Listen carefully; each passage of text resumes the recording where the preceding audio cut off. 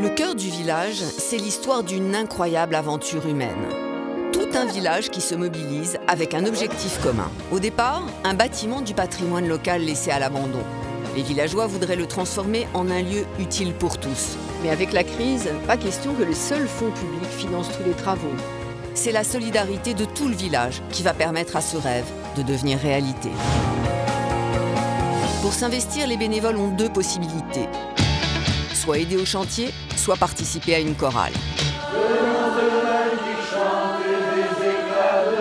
Sur le chantier, c'est une architecte spécialiste du patrimoine qui doit orchestrer les travaux.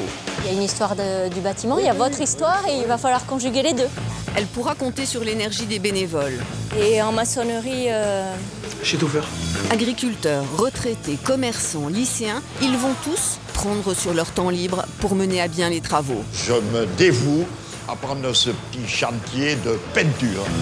Bonne volonté, mais aussi manque d'expérience seront au cœur du chantier. C'est dégueulasse comme travail. Fais gaffe, ça c'est mortel, ça oui. Il y aura un budget, mais surtout des délais à respecter. Tout doit être terminé en 100 jours, pas un de plus. On n'a pas ni l'argent, ni le temps. Ne vous énervez pas, on va y arriver. Le projet est d'envergure, alors une chorale d'amateurs est créée. Elle doit organiser des concerts payants pour aider au financement des travaux. La chorale est dirigée par un chef de chœur expérimenté. C'est moi le chercheur de chorale. Les choristes, jeunes, moins jeunes, J'entends la musique, là. lycéens, retraités, tous vont apprendre à chanter ensemble. Oh, mais j'y arrive pas. Pour remplir les caisses, la chorale va tout tenter. Chanter dans un supermarché, faire du chant traditionnel dans l'église du village, travailler des standards internationaux et même prendre des risques en enregistrant une reprise rock avec les seniors du village.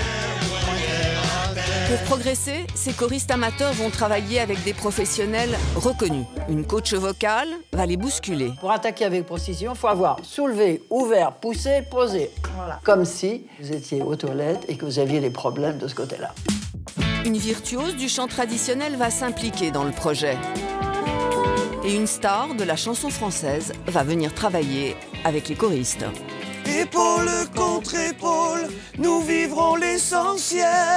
Toute la chorale s'attendait vraiment pas du tout à avoir une star de son rang à Pérorade City. Enfin, à l'issue de 3 mois de travail, la chorale va relever un défi de taille. Pour financer la fin des travaux de réhabilitation, elle devra donner un vrai concert de pro devant 1500 spectateurs. Mais quand les cœurs s'avancent, ils chantent mon pays. Ce petit coin d'enfance, là quelque part en France, où chantent mes amis.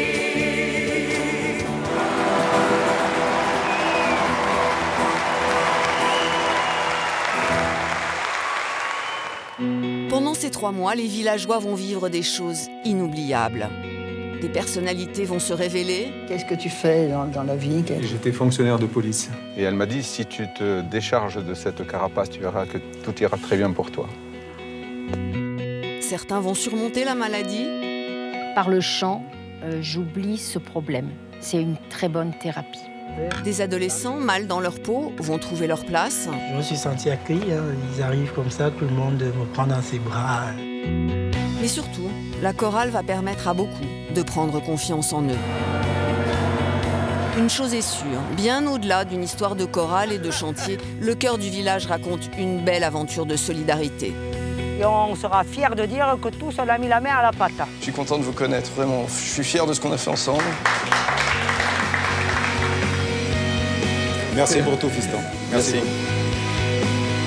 Après ces 3 mois, les villageois ne seront plus jamais les mêmes.